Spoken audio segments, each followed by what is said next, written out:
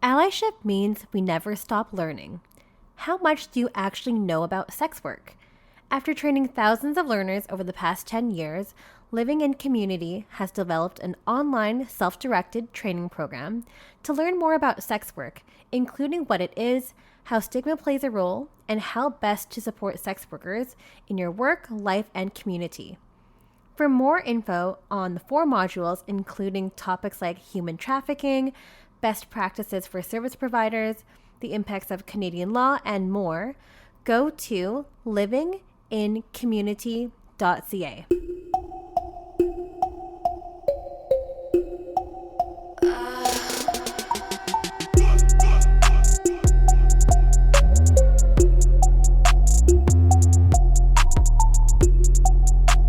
Hey everyone, welcome back to another episode of Stripped by Sia, your podcast for strippers, sex workers, and all the fancy naked people in between.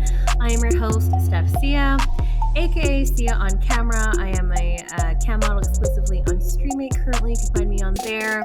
I'm also an exotic dancer, dancing around Vancouver, Canada. That's less and less nowadays, so I don't even know if I will be dancing much more, but if you do, you should come out and see me. And I have been a sugar baby for many years and also have dabbled in and currently dabble in a lot of fetish work as well. So you can find me online primarily on the internet. And as a sex worker, I started this show about 5 years ago to talk about our industry, to give an opportunity and a platform for my fellow peers to speak about their corner of the industry, the work that they do, in an effort to destigmatize sex work. And I do that, by bringing different, I guess it started off as bringing a lot of my friends on the show and then just kind of snowballed into let's actually tackle this as a global issue and trying to get and gather as many perspectives as possible so people can really get a thorough and firmer understanding of what the work actually entails. And in an effort to kind of educate and humanize sex workers and the industry itself. So I'm really excited that we're in season 7. Well into season 7 now, which has probably been my favorite season so far. Lots of great nuggets, lots of great episodes so far, and including today's episode, which I'm really stoked to talk about and bring on this particular guest who's going to be speaking about her experience in the work and also talking about sex work as play, which I'm really interested to kind of dive deep into that perspective, because we always talk about sex work as work, which it absolutely is, but we'll also talk about the playful side of things and how we can really get a lot of pleasure too from the getting paid aspect of it. So we'll be diving into that shortly.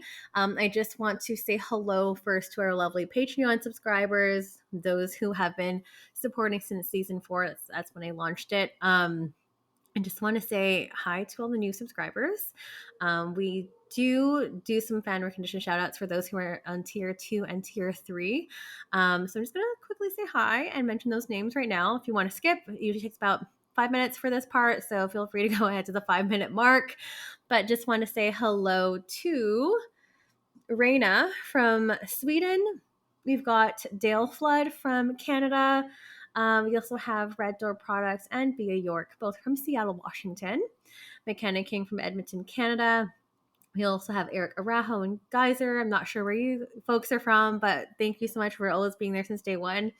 And Snoo, who is also listening in from Germany. So thank you guys so much for financially supporting the show. Your efforts go towards my website, which, yes, I know needs to be updated. That was a project from when I had my laser eye surgery done. Didn't get it done, but here we are. It'll be a project for hopefully the fall, which is when this episode will be airing. But if you're interested in becoming a patron, there's some really great perks that are available on there.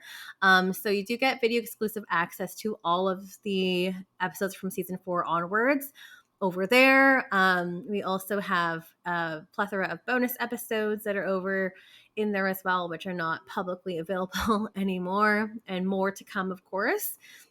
We also have some sneak peeks on who will be bringing onto the show, what topics I'm hoping to tackle and source people on, which is always tricky sometimes. But you kind of get a behind the scenes look at a lot of the episodes and episode topics that are upcoming. So if you're interested in that, we have tiers starting as low as $4 a month. So if you're interested, go ahead and click that link. It is patreon.com/strippedbysia. And you can see all the different benefits that are on there. Go ahead, check it out. Feel free to subscribe. I'll be there. I answer all your messages that are on there, which is awesome. And yeah, back to the actual meat and bones of the episode. I am again excited to bring on our guest today, who goes by the name Suzannah Weiss. If you're not familiar with the name, that's okay. I will tell you all of the wonderful accolades our guest is bringing to the show today. So I am looking over to my notes right over here. But Suzannah is an esteemed writer. She's written for the New York Times, Glamour, has been quoted in Men's Health magazine, in Cosmo. She's also a sex coach as well, an ASEX certified sex educator, sexologist, XBiz Sexpert of the Year nominee, and author of the recently published book, Subjectified, Becoming a Sexual Subject. And I'm sure she has other works, other books in the work as well. Those are just a few things that I found on the internet. And she's going to be talking to us about, yes, her experience in the work, what she's learned from that experience as well, and also some of her readings that she does in person at sex clubs, and a little bit talking about her work as a sex coach, because there's some overlap that has happened with the sex work as well. So lots of things to talk about here. But Suzannah, I'm really thrilled to have you on the show today. Thank you so much for bringing this unique perspective on the show today, and welcome. Thank you. Yeah. Thanks for that kind introduction. I try. I mean, this is, again, internet sleuthing and clicking around on websites and stuff too. But I mean, I'd love for you to give yourself your own introduction as well. I always provide that space for all of my guests to kind of give themselves their own introduction, to describe themselves in their own words and terms. So feel free to go ahead. You pretty much covered it. I'm a writer focused on sex and relationships, and just published a book called Subjectified, which is about ending the objectification of women. And there's a chapter about my experience as a cam model, which is why I reached out to you. Yes, and we'll definitely talk about all of that today, which is gonna pair beautifully, I guess, with like your introduction as well. Like I read I read the chapter that you provided with me in your book Subjectified, but for those who don't know, and who have not read the book yet, I'm really curious about, kind of opening up the conversation in terms of like how you found yourself in sex work and how you found yourself into the industry. The same way many people did during COVID. I was bored and had nothing to do. So it's just like, because I was already a sex writer and had a following focused on that topic, a few friends suggested to me that I start an OnlyFans. I was really going back and forth. I didn't know if it was exploitive to do something like that. Then one day, a Twitter follower of mine said he wished that he could cyber fuck me.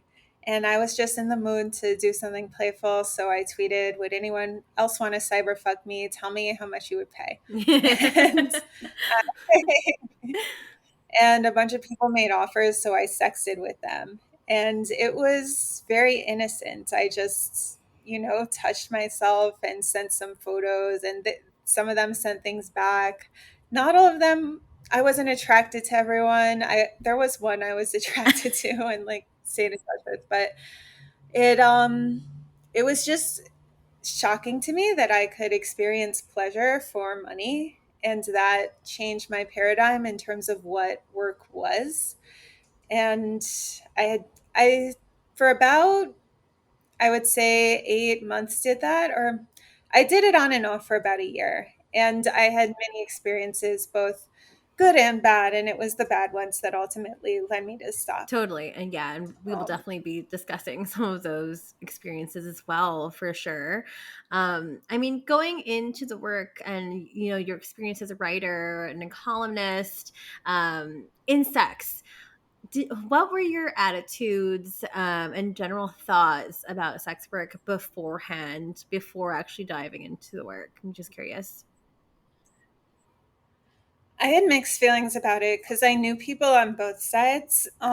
So my mom does work to stop sex trafficking, and so I really was familiar with that world, and I've written articles about sex trafficking and I've interviewed survivors, and I am aware that sometimes there's a fine line. Sometimes people, they may be choosing to do it now, but they were trafficked as children, or they may be choosing but they have very limited options. So I was really aware that sex work is not always work, and it's not always play. Sometimes it's exploitation.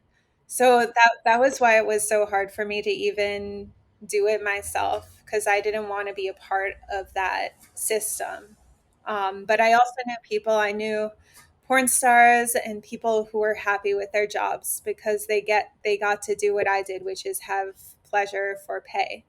And so that's why I had to try it myself to see what it was for myself. Yeah, absolutely, and like make your own definition of it, because it can be actually really really hard, coming from that kind of background and having that in your ear in terms of like, and a lot of this rhetoric out there with anti-trafficking organizations is that, you know, everyone who's doing sex work is trafficked, which obviously is not the case. Yes, as you mentioned, there's like a super fine line, but as you know, lots of legislation like foster sesta and some of the laws that we have here in Canada, there's always a conflation between the two, like, you know, sexual exploitation and sex work, for those who are listening, is not the same thing, of course. Like with a sex work, you're having two consenting adults. We've talked about this on the show a lot, but in case, I mean, anyone's new and listening, there's a big difference between the two. So I mean, having that in your ear, and you know, having your mother, you know, be an advocate for that kind of stuff, that might have been kind of hard, because those are almost like preconceived notions that you would have in the back of your mind. So I'm sure that was challenging to kind of separate the two. But it's really good that you have had friends and colleagues and peers that have done the work before. So I'm glad that you obviously know the difference. Another part of my background I forgot to mention was that I trained as a sexological body worker, which is like a hands on sex educator. So I don't actually practice that now, but it's someone could come in and say, I'm having trouble with orgasms or erections, or I just don't know my body. And the sexological body worker, they'll be wearing gloves and they'll talk to you about your body and they'll touch you for the purpose of teaching you. So they can actually see what the issue is. So that's another aspect of sex work that I was familiar with. So there's so many things people are talking about when they mean sex work. I Absolutely. think it's important to recognize it's not one thing. Yeah, yeah, definitely. It's a huge umbrella, and like sex work doesn't always have to be inherently sexual. Like you mentioned, there have been aspects of, you know, like companionship, paid companionship that has a non-sexual element to it. Professional cuddling can also be a good branch of sex work as well. So it's really interesting to always discuss this and have this in mind, because again, I think for most folks, and maybe not our listeners here, our listeners are actually really in tune, but also really, like, people might have a very narrow view of what sex work is. But I'm glad that we're defining this out and laying this out in the line right now.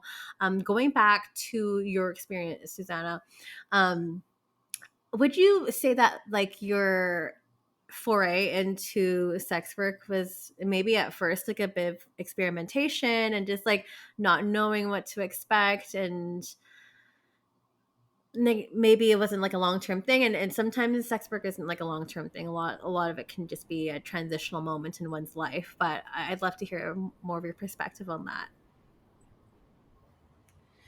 Yeah, I think that was my general plan, that I would probably not do it forever. Although I do have a fantasy sometimes that I'll be like, when I'm married, me and my husband will be like porn stars together. It could Um, happen. I mean, like, but mhm. Sorry, was continue. part of it was because of the writing I do, wanting to know firsthand what I was writing about. Yeah. Yeah, that's actually really important too, because unfortunately or fortunately, with and this is more so maybe on the academic side of things, but there's a lot of people writing about sex work and doing research about sex work, but not actually having firsthand experience. Not saying that it's always necessary to have lived experience in sex work, but it's also really important to be consulting with actual sex workers, or perhaps yourself dabbling into the work to actually get some firsthand experience. I mean, going back to, I think it was 2021 is when you kind of first dipped your toes into the industry, and coming from a person that maybe, yeah, he's never had experience in sex work before. How was that experience for you? Because you mentioned, like, it started off maybe kind of innocently, and did you have any boundaries in mind? Did those kind of questions come into play at all, or can you take us back to that time? Yeah, I definitely had some boundaries. Some people wanted to meet up in person. So I actually did other things than camming. I did do a few things that were in person. For one night, I stripped for a sex party, which, Fun or not fun? yeah, a lot of it was fun, but yeah, one guy was trying to negotiate for a blowjob, and I was presented with a moral dilemma, or not really moral, just like a personal Hmm. dilemma, like where are my boundaries? And I said no to that, but I did start to feel like, gosh, when there's money involved, there was a temptation to violate my own boundaries, or to just say yes because I didn't know what my boundaries were. And that did happen a few times in a few Hmm. situations. Yes. Online as well, Yes. where people were pushy. Oh my gosh. And there's this, it happens outside sex work too, when men have this taking energy, when they're like, let's see how much I can get from her. I felt a lot of that. Yeah, and I'm really glad that you mentioned that, in terms of, like, it doesn't always happen in, I mean, unfortunately, it does happen a lot in sex work, but it's not exclusive to our industry as well. Like, this can also happen in any kind of office or corporate environment. Unfortunately, a lot of men pushing boundaries in terms of seeing how far they can get, not even with money involved, but just in general. Pushing the boundaries can be a really dangerous and precarious area to be in, which I'm sure we're going to discuss later on, as well. I'm really curious to kind of hear, because I don't know, maybe I'm just reading it interesting, but like, media and general attitudes towards sex work, I feel that a lot of people feel like women, especially, or those who are in sex work, those who engage in sex work, are always being objectified, which is, I think, pretty true. But why I wanted to bring you onto the show is also to talk about, like, different aspects of that work, of the playful side of things as well. So, did you want to speak a little bit about that and kind of go into that? Yeah, I mean, honestly, two things. One, like a lot of it was for me, and that is something people don't understand because they don't see women as sexual beings, that a lot of it is the woman's choice. It's her saying, wow, I can get paid to orgasm. That's pretty sweet. Definitely. and that and that is kind of, I've carried that over, or maybe we should save that, but I've carried that over into my book tour. I've been performing in sex clubs, masturbating with a Hitachi while I read. Yes. and and that is my way of doing that now, of like, just it makes things more fun. Another thing I want to say is that sometimes the clients are objectified. Sometimes I felt that I had a taking energy myself, that I was trying to get as much as I could out of these guys.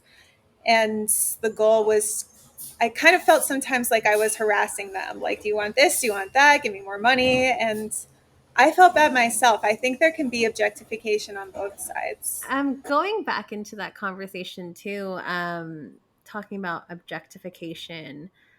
I think maybe with objectification also goes hand in hand with morals and general morality when it comes to, paying for sex, or paying for sexual service, or paying something, and on our side, receiving that payment.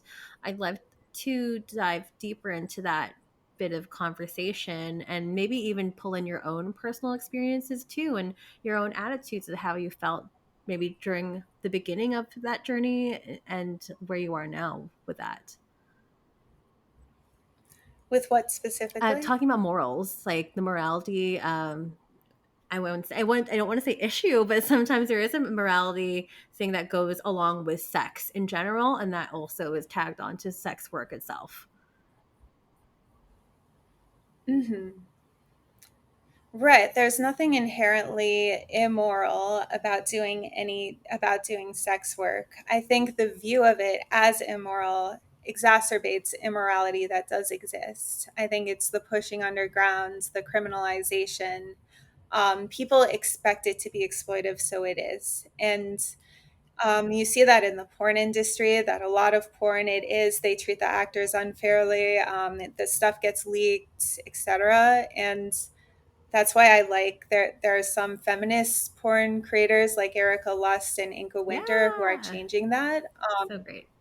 I think the more we can see, the more we bring it into the light, the less darkness there will be. Definitely. I mean, what about your like your own personal experience too when you were going into the work? Because like you almost felt like you felt kind of bad harassing these men for more money, and like, did you also feel like guilty or any like what kind of feelings were you having during this time? I did feel a little guilty. I felt like I was tricking them. There was one who he was like a sugar daddy, like an online sugar daddy. Like I'd send him photos occasionally. He'd send me photos. He'd send me money occasionally, but he didn't want it to feel too transactional.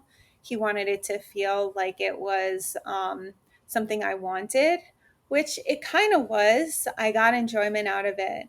But then he started trying to send me photos and videos of himself for free, and I was like, shit, he actually fell for it. He actually fell for the trick. And I felt bad about that. And that was another reason why I stopped doing that work. Is that something that you've ever encountered? I know some people don't feel bad about it because, like, the, that's just the way the industry is. So I'm Yeah, curious. that's just the way the industry is in a certain aspect. Like I still treat everything as like this is a fantasy that people are wanting to kind of play out and indulge in. And I think in the beginning as well, yeah, I would maybe feel bad a little bit, but then at the same time, when I'm thinking about okay, my time is money, I should be getting paid for this time and this interaction and the back and forth and the emotional labor that it takes to cater to especially sugar daddies. That's almost like a trigger word for me too, because I started off as like a sugar baby, and kind of like going into the work, kind of like similar to your story, going into the work kind of greenish and not being naive in a way that like I wasn't really treating it as work in the beginning. Like that was my attitude, which is why I wasn't really treating it like and looking at it as work. So if I'm reflecting on those experiences and bringing it to my decade plus years of being in the industry now, like I do really have to look at it as a business approach or as transactional as much as people like they want it to be the girlfriend experience, they want to be as natural as possible, but at the end of the day they are still paying us, so and paying us for a time which we should be fairly compensated for. So I personally now I don't really feel bad at all. I think maybe in certain situations or certain dom sub complexes and fetishes that I cater to, that I might feel bad for a second, but then it kind of goes into that bratty kind of side of me when I'm doming. So it's different, but no, I have to kind of it has to kind of be a black and white situation, at least for me. And I think that really sets apart those people that are new. And unfortunately, like a lot of people that came into the industry during the pandemic, not viewing the work as work and then not also lasting long, but also different motivations during that time too. A lot of people had lost all of their income, lost their jobs and stuff too. So it could be a very transitional time, which usually accounts for like a shorter tenure in the industry. So yeah, I don't know. I just and if I'm sure people listening might have other opinions, which I'm very curious to hear upon. We'll probably add this as a question on Spotify that you guys can answer as well. But I don't want to take the limelight away from you, Suzannah. But going back to you, of course, talking about work, talking about play. I mean, sex workers, we love to say sex work is work, which it is. But maybe we can define your definition of work, define your definition of play, and how those two can find balance in each other, if they can find balance in our industry. Yeah, I forget. I know in the book I share the actual dictionary definition of work. I don't remember exactly what it was. I think it's essentially something done for Yeah, profit, right? Let I me did see look the it up right definition. I know something about labor, obviously, but I remember. I mean, do I have that pulled up? I might have it actually pulled up because my laptop is open as well. I remember it was a nice little piece that should be fairly easy to Activity find. involving mental or physical effort done in order to achieve a purpose or result. So when we think about sex, that sounds kind of sad. Like something you put effort, exert effort to do so that you get a result. And if we look at the definition of play, engage in activity for enjoyment and recreation rather than a serious or practical purpose. So I think most people's jobs are more work than play. And I was lucky in that I had a lot of agency. And for me, sex work, it was more play than work.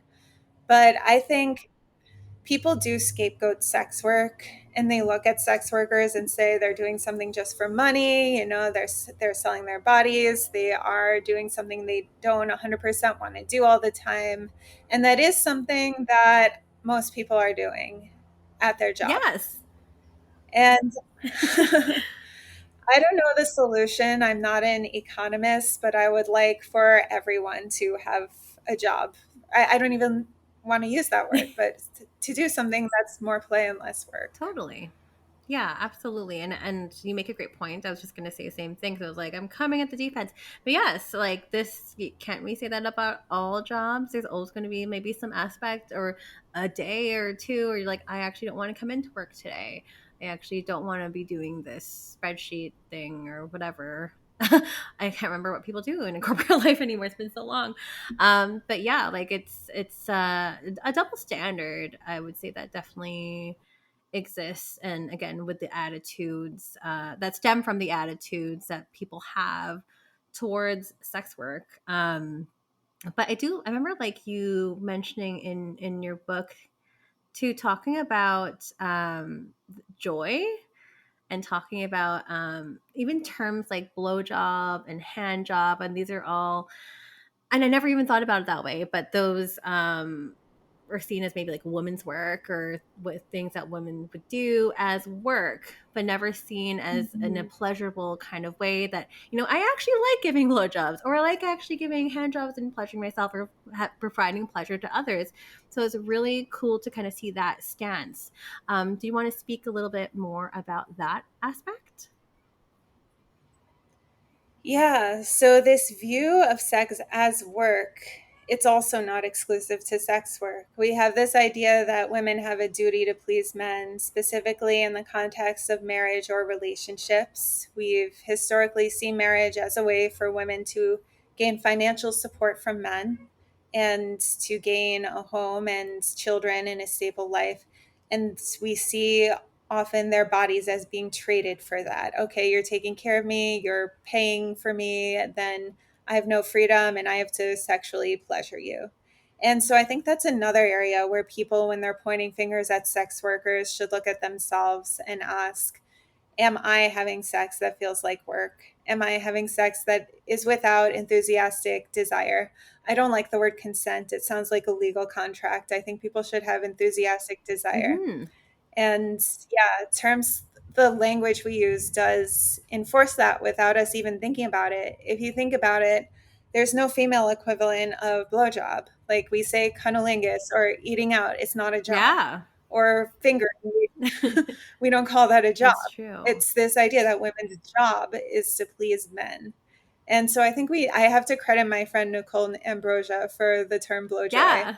That really changes how we think about our bodies to think, I'm going to do this for my joy.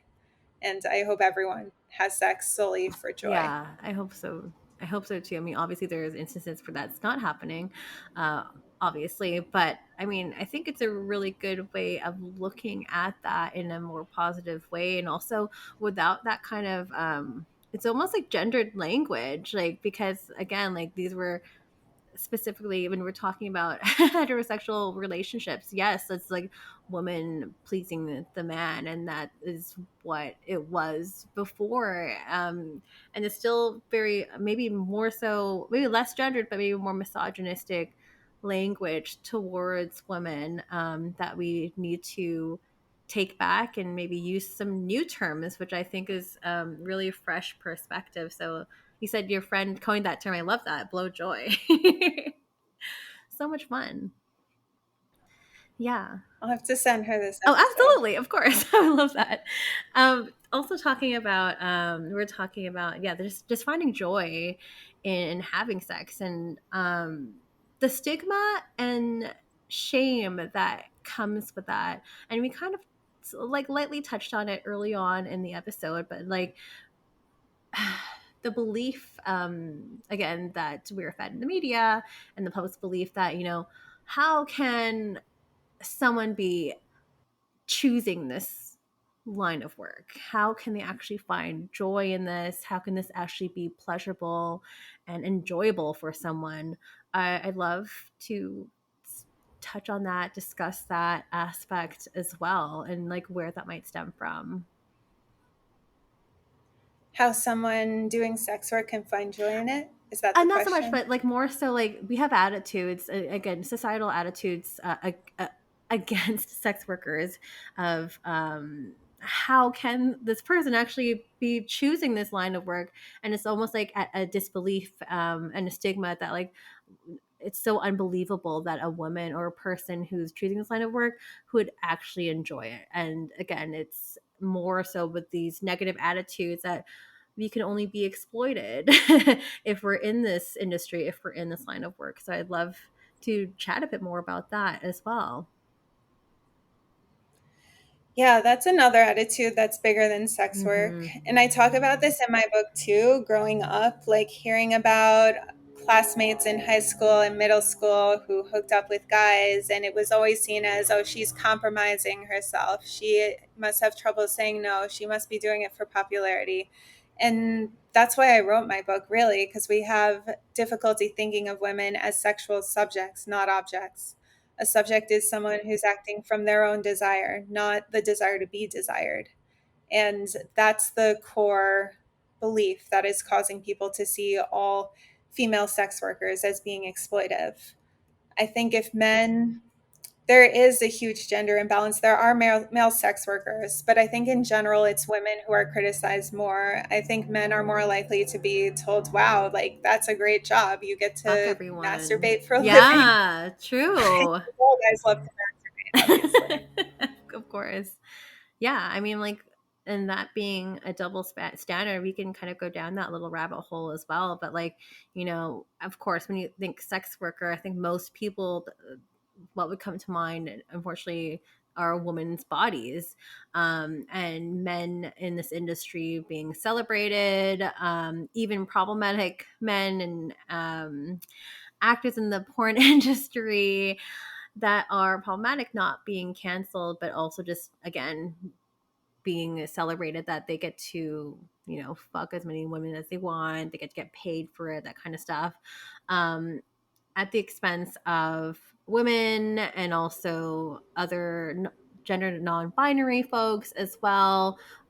We get the brunt of that. So I mean, speaking about that kind of double standard, I'm curious, in terms of, and this is like basically with your own opinion too, but do you think men have a very different experience in sex work than, say, women? Probably not. They probably feel similarly Mm. that there's some experiences they really like. There's some experiences that they feel okay about. There's some that they feel a little gross about, but do because it's their job. It probably is very similar, but we Oh, see I it think you differently might be because we see frozen. women as more vulnerable inherently, and we see men as more desirous inherently. Oh, Did I sorry, freeze? Sinead. You froze during that one part. Do you mind just restarting that sentence in terms of like, oh, like what about men's experience in the industry? I'm so sorry about that. Just it just froze for 1 second. I'm like, where are you? Yeah. I mean, I know both men and women in the industry. I think their experience is pretty similar. I think that they both feel there are some experiences they really enjoy. There are some they feel okay about. There are some they might feel a little gross about, but might put up with because it's their job. And we have this binary where we think women are very vulnerable and that men are the predators and women are the preyed on, and it actually goes both ways. And so I think their experiences are probably pretty similar. But I don't know because I'm not a man doing sex This is work. true. But you did touch about like, there are experiences that we might not enjoy. There's situations where our boundaries are being pushed or a client has maybe crossed the line. And I know that you also experienced some of this as well because I read that chapter in your book. Um, as well. I'm not sure if you feel comfortable talking a little bit about that, but maybe you can describe some of the scenarios that happened to you. I know I was reading the one about what happened online, which is a super common situation. But if you want to share the story, I'm sure that folks listening can also resonate with you as well. There were two experiences that made me say, I'm done with this. The first was a boundary pusher. And these are very, as you said, they're very common. And I almost feel bad complaining about them because I think people deal with much worse. But there was someone who he said he wanted coaching from me, and then he was already a boundary pusher. And if I met him, if he approached me today, I would have blocked him immediately. But I didn't know then what I do now. So he was like negotiating for a consultation. Generally, I don't do free consultations. I take the money and then I coach them. But he really insisted and he was like, let's just talk on the phone for 5 minutes and then I'll Venmo you money for that. And I said, okay. Then he started saying he like wanted to get me gifts and he wanted to have he's like, I do want to be coached. I do want to learn from you. I just also want like a relationship where, maybe I send you gifts. And I'm like, I actually had done one. I had a client who was both a camming client and a coaching client. He was wanting to just have an easier time talking to women and getting to know them. And that actually worked out. So I thought maybe this will be like that. And it wasn't right away. Like he pushed me into he he knew exactly where to draw the line so that I would keep going. Like he was like, "You don't have to like take off your clothes, maybe just show me your stomach. Ooh, and just like turn around. I just want to get a preview and then I'll pay Ah, you." I hate Um hearing that. Oh my God, I hate that so much. And then, of course, he didn't pay me. He promised to give a really generous tip and he left no tip. And I kept And then he said he wanted to do a long term contract and do our first session that night. So I kept following up about payment. And he kept just saying, I'm sure you'd be a good friend for free. I'm sure that, No. I have really good genes. I don't understand why women don't want me. Like it's, an honor, like you should feel lucky, etc. Um, and that's what I mean that like I feel actually bad for some of the men who are clients because I think they want to feel wanted, Mm-hmm. and paying someone to act like they want you isn't actually going to make you feel wanted. Mm-hmm. So yeah, and then he was just awful. Like he ghosted me when we had the session, and then the next morning there was another flood of texts about how if I just gave him a chance, he wouldn't need to pay and all that. So then I finally Oh, blocked I'm so him. glad you did. Um, Oh my God. Yikes. Yeah, it's terrible when that happens. um, And then there was another who was just really pushy online. He came, did the same exact thing, acted like he wanted coaching. He was like, I'm really struggling with my body image and I have trouble getting an erection. And I just really like someone, I need to like overcome my fear of undressing in front of a woman. And I believed him because I didn't know what goes on in this world.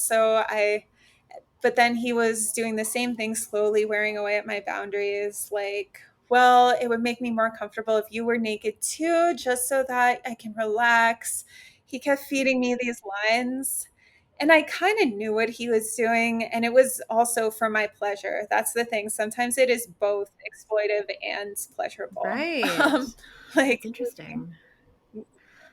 we got online, we touched ourselves together. I enjoyed it. But then afterward, he was being super annoying. Like he just kept asking questions and he kept negotiating about fake scenarios. I don't know if you've had this happen, but like they get into these fake, like he was talking about he wants me to come to San Francisco and play with him there. And I knew it wasn't actually going to happen, but I think he just wanted the fantasy. And then we were negotiating over how much money that would cost when in reality, it's not even going to happen. Yeah. Oh my God. I hate that so much. I'm sorry you had to go through that, Susanna. Oh my gosh. I think they just like probably get off on that whole like they hear the fantasy and they want it. I mean, it's not gonna happen. There's no actual real intention behind it, but just the engaging with it can also give them pleasure and turn them on. I've definitely had people that love to fantasize about this stuff and waste our time, unfortunately.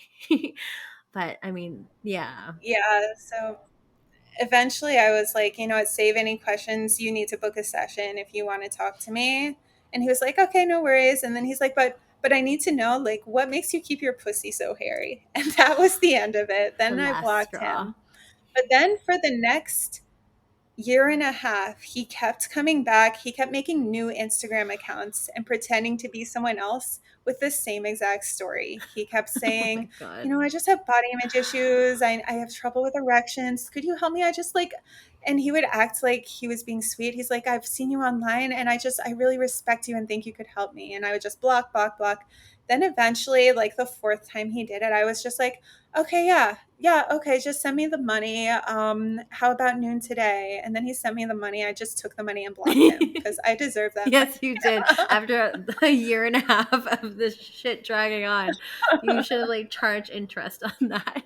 Oh my God, that is a lot. And unfortunately, yes, it does happen. I'm sure some of you listening at home were like, oh my gosh, yes, nodding in agreement with both of us. But unfortunately, yes, it's such a common place. We love to call them time wasters because they're literally there just to get off and waste our time, not thinking about us at all. So that's really hard to hear. I mean, with your work as a sexologist and like a sex educator and all of your other work as well, like do you get requests like this with conflation between sexual requests and those kind of underlying motivations in your other work?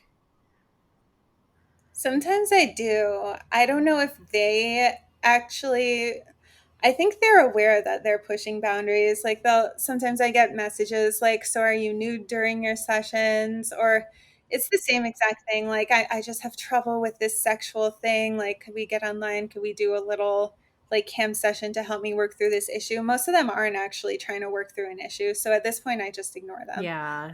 Yeah, because I was like, how do you even Or filter through people? Like, there's not even how would you even do that? Like, there's no like reference tracks or anything like that. Like, how can one even filter those people out? Can you filter those people out? No. no, No. you block them when you get them. Yeah, it sounds like exhausting I work. mean, I mean, and also like because you mentioned at the top of the episode too, talking about the sexological body work that you used to offer. May I ask if you stopped that because of requests such as this, or like just something that you just phased out on your own accord, or I actually didn't offer it. I just did the training. I wanted to learn that modality. It does really help me in my coaching because we learn different techniques like breath work for sex and meditation. It's kind of woo woo. And so I do incorporate that. But the hands on piece, it felt a little risky because where would that happen? In my home? Like then I'm just having someone undress in my home. I'm sure I would get more of those creeps, except this time it would be in person. So I just don't go there. Yeah, fair enough. That could be potentially really risky. Like I have a person that I know that does tantric healing almost in a similar kind of vein as well, in the gay community, and maybe that is a double standard there. I mean, knock on wood, nothing's ever happened to this person, but sometimes he did get clients that are just wanting to just get off. And what do you do when you're there in person and you're trying to help this person, but then you find out mid session that you're just, oh, this person doesn't actually need my help and they're just wanting to ejaculate. Like it's such a tricky yeah, I don't know, it's such a tricky situation to be in, and that would be really hard to determine, okay, who's actually legitimate in these situations, who actually needs my help, because you obviously are in a position where you want to help people and figure things out for them, but then when you have people that have these other motivations, it makes it really tricky to, to do your job and to excel in your job as well. So side tangent. If I'm also, you do so much, so I'm just so curious about all the work that you do. But also, I mean, going back to your book and your book tour as well, and you touched on it a little bit earlier too, but tell us about how you're embarking on this book tour, the readings that you've been doing at sex clubs. How did you come up with this idea? I think it's genius, and I think it's great, and obviously feels great for yourself. So talk to us about that. Yeah, well, when my book came out in June, I asked my friend who runs a sex club, Daniel Saint, if he would have a release party for me. I just noticed release is a double I was gonna entendre, say, like, but is that is that unintentional? Different kind of release party, but yes, a whole different meaning. and the week before, I was in Barcelona at a party run by Erica Lust, who's a feminist porn Yes. director.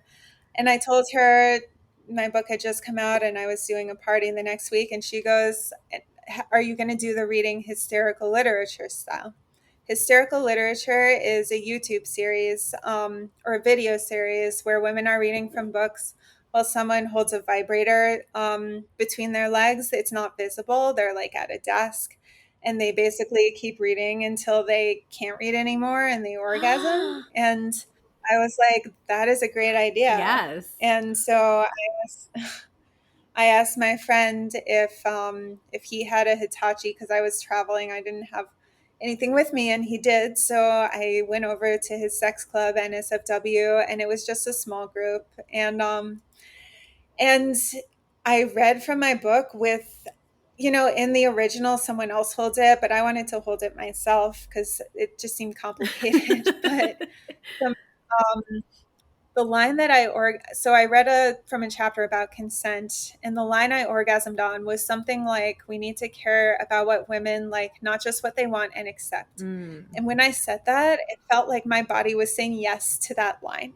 And like when I came on that line. Oh my God, And amazing. um It's a powerful statement. You're making a statement. right, because that's kind of what I was doing. I was showing them like what I liked. I was pursuing my own pleasure, not just what I would accept. So I highlighted that line.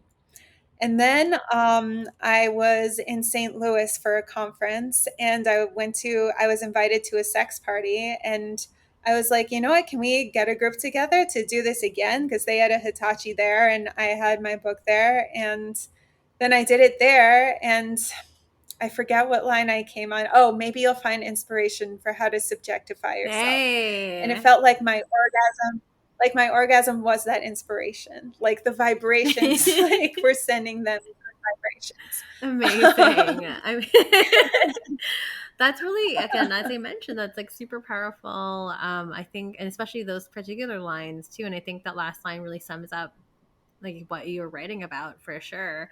That that takes a lot of balls to do that, but also balls. I don't even like how we use gender language there too. But like, you know, yeah, Labia. we could do that too. People say ovaries, but the equivalent is more like There we labia. go. But such a genius idea, and also interactive in a way with your audience too. How has been the receiving end of your book? How have people been talking about it? What they have they resonated with any particular chapter? What has been the general response?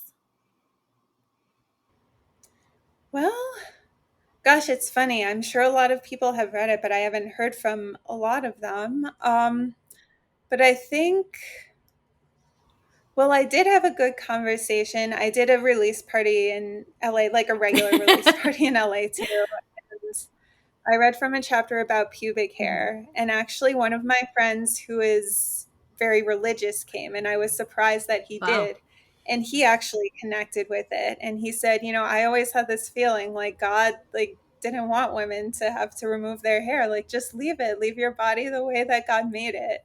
And I love that it connected to someone that was like not in the same, that you wouldn't think was in the same realm. So I hope that the book speaks to a lot of people. Just, I think the message of, making women subjects rather than objects hopefully can be a universal one. Absolutely. Yeah. And of course, the book link will be in the show notes below if you guys haven't already clicked on it. We're not quite at the end of the show yet, though, Susanna. But I just wanted to make sure that we're touching and making space for that because it just sounds like a fun tour you're on for sure. I mean, going back on your experience and also just specifically talking about your chapter 13, which is your chapter in sex work. I received sex work as play. I just want to kind of close out in terms of like, what did you learn during that time, if you learned anything at all? Because you've left the industry now, so you've had some time. It's really nice to hear about those perspectives from those who have left the industry. I do talk to a lot of people that are currently in the industry, so I would love just to hear your takeaways, if any.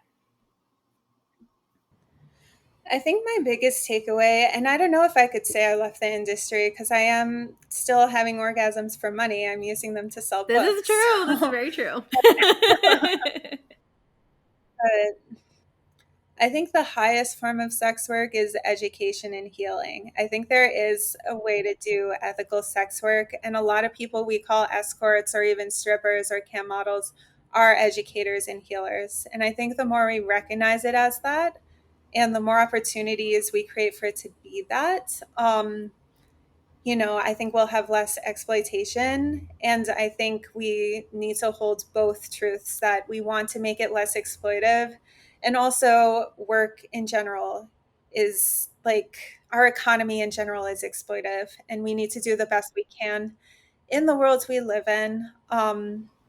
But respecting sex work as education and healing is a good place to start. Absolutely. And I love that you mentioned sex work as healing. I have had a couple episodes on that too, but like even today, I did a tweet saying like, oh, like, do you ever see yourself as a role model? And maybe I just use the wrong words, like role model in the traditional sense. And like, maybe people don't resonate with those words in the sex work, but, someone wrote back to me like, I don't resonate as in the words role model itself, but he as a healer, yes, which I think is so important because I do believe that sex work does provide a lot of healing for folks. As you mentioned, a lot of the clients are especially lonely, are looking for some kind of companionship, some kind of human connection. A lot of like my clients, I feel, are lonely people and are just looking for someone they can, play with and just have fun with on a fun, pleasurable level. So, thank you for bringing this great discussion onto the show today, Susanna. But there is a question that did come in from the audience too, which kind of ties in with your other work as well. And I'm curious to hear your perspective on that. So, we'll pivot to that part of the show. So, this person writes in from Instagram. Does she find any connections between educating kids early on about safe sex and their likelihood to engage in sex work. And I have thoughts and feelings on this too, but I'd love to hear from you.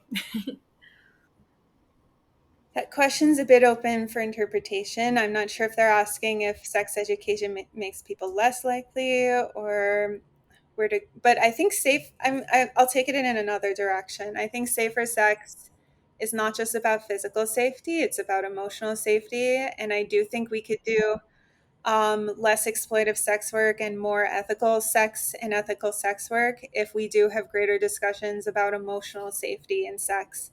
About, does your partner help you feel safe? Do you feel relaxed? Do you feel comfortable? Those things are important in any scenario. So I think if we broaden the conversation about safer sex to that, then people may not be doing less sex work, but may have a better sense of their own boundaries. So they could decide if they want to do sex work or not and what kind they would want to do. And more broadly, what kind of sex they want to have. Mm-hmm. Yeah. And to add on to that, to your response, Suzannah.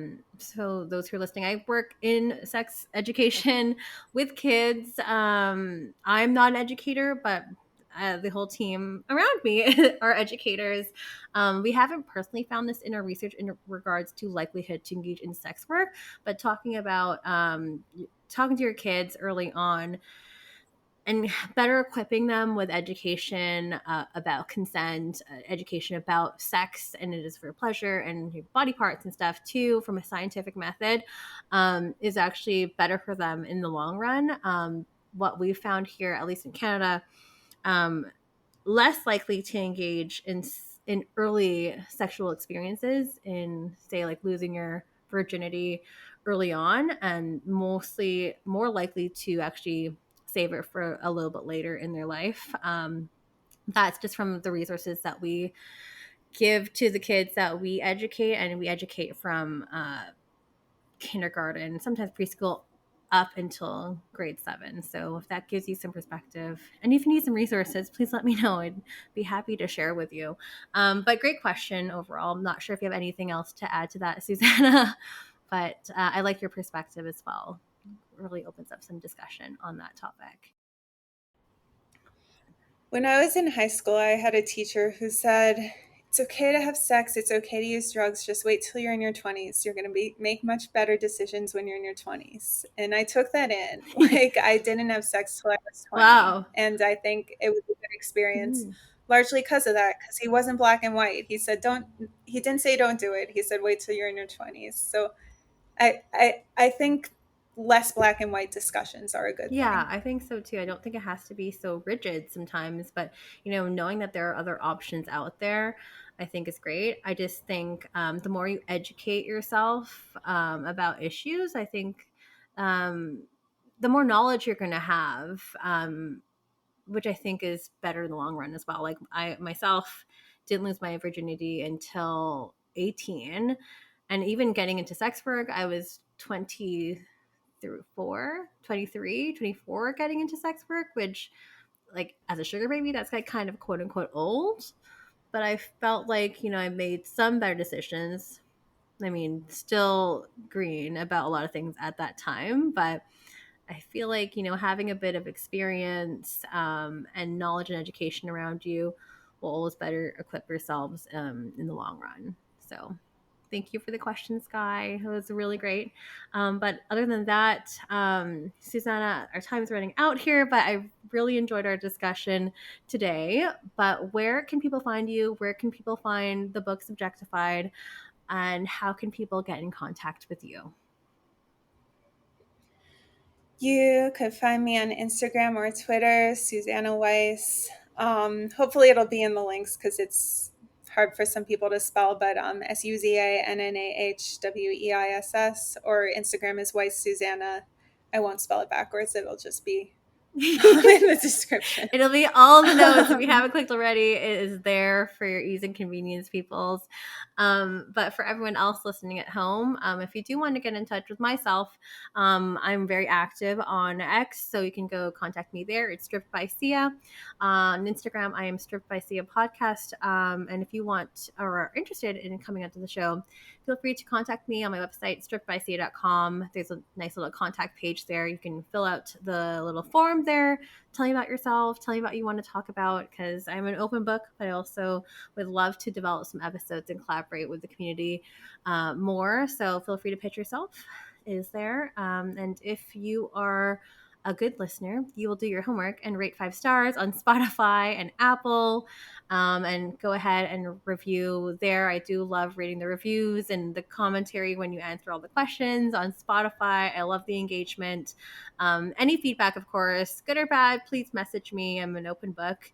And everything else, I will say that it is new episodes every single Sunday, dropping at midnight Pacific Standard Time. And that's it for today, folks. Thank you so much, Suzannah, for joining us today. And everyone, please read a copy of Subjectified. I am going to be reading the rest of the book. I've read the chapter on sex work, but I'm curious to read the rest of it as well, because I think it's a great topic at hand. So yeah, thank you so much for joining us today, Suzannah. It's a pleasure having you on. Thank you.